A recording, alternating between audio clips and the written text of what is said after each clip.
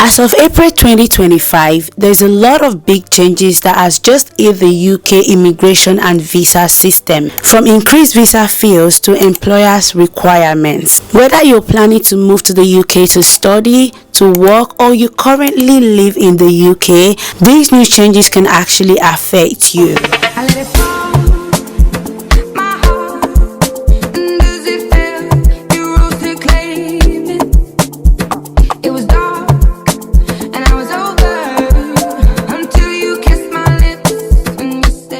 Hi everyone, welcome back to my YouTube channel. My name is Tovia. If you are new here, I share everything regarding the UK immigration, visas and travels. So if this is something you're interested in, do not forget to subscribe, like and leave a comment of any questions you may have about this video or any other questions you feel you have, and I'll be glad to reply to every one of them. Without further ado, let's just get into this new UK updates. The number one update is visa fee change. As of April 9, 2025, the UK has increased visa fee from across the board. I'm going to list the different ones and their prices right now. So starting from the skilled worker visa, if you need to stay longer than 3 years, it was previously £1,420, but it is now £1,519.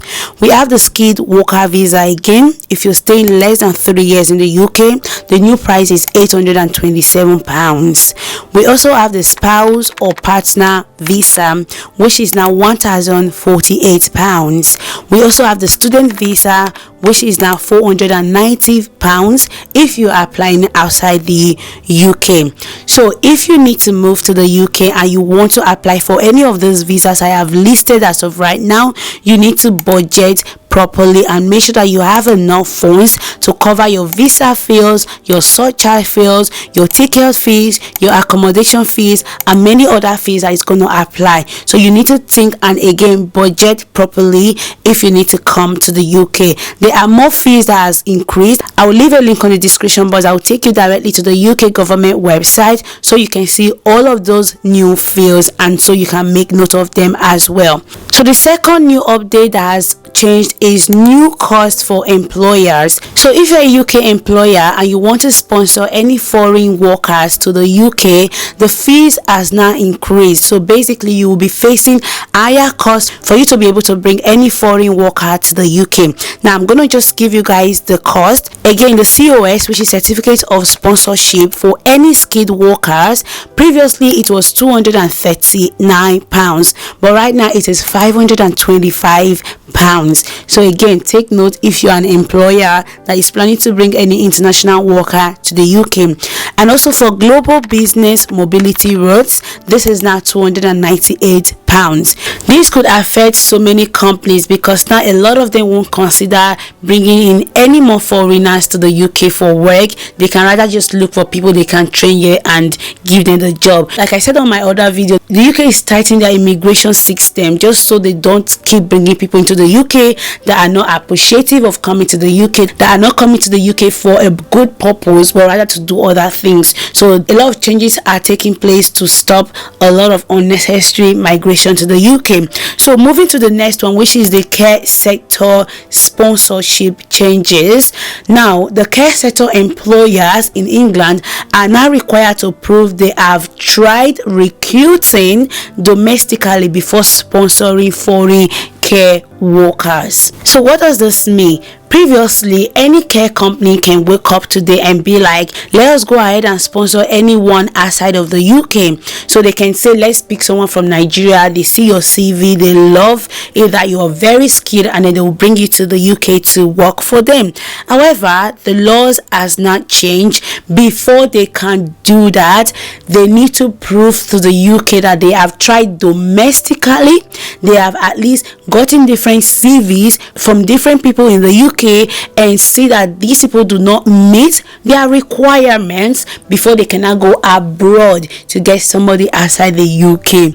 Now the UK is basically deciding for the employers right now that you just can't wake up and decide to employ anyone from outside the UK. You need to go round and put that job advert out there first, let people apply, look at their CVs and decide, no, I can't see what I want before you can go. You need to prove this they need to prove this to the UK immigration when they are trying to bring someone else to the UK. And as for you who will be applying for any care job, you need to be ready, as these are going to be tighter now. They're going to be stricter requirements for you to be able to get the COS. Be ready, be prepared, prepare your mind, prepare your knowledge, study more, get more qualifications if it's required, get more experience if it's required, so that you will be able to pass the stricter requirements that's going to be put in place for anyone to just pick you as a foreigner to come work as a carer in the UK. You understand? So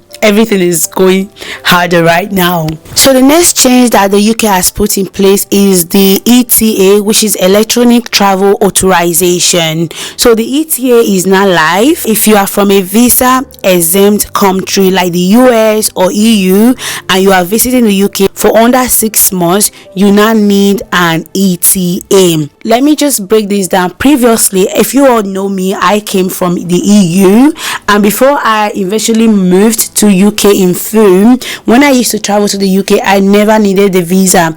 I never needed an ETA. All I had to do is just buy my ticket from Europe and then straight to the UK. I find myself, I can even travel with my ID card without carrying my passport. That is because the UK was still in the EU. But when Brexit happened, they've now finally put in ETA, which is an electronic travel authorization that you will need to apply for if you're going to stay in the UK for under 6 months.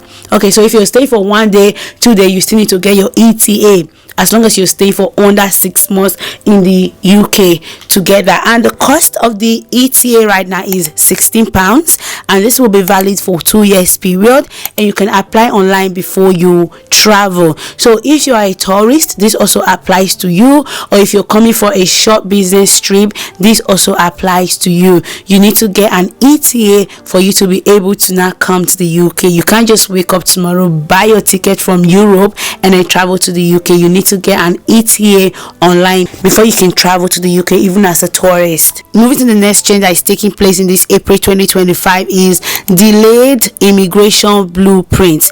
I'll read this. The UK government's big immigration overhaul, which was supposed to cut down overall immigration, has been delayed due to internal politics. This means expected changes to student visas, dependent and post-study work routes are on hold for now, but stay alert, they are still coming. So previously there were going to be new blueprints on visas that has to do with students, dependents, and also post-study work visas. So if you were going to use this particular route, they were going to put in new restrictions and new rules. So this has not been delayed for the meantime, but don't think it's all just stopped yet. They are still working on it, but for now, due to politics, they have kind of put an hold to it. So keep in mind that all of these changes I have mentioned on this video, they are already in place. So they are already acting. It's not like they are still thinking about them.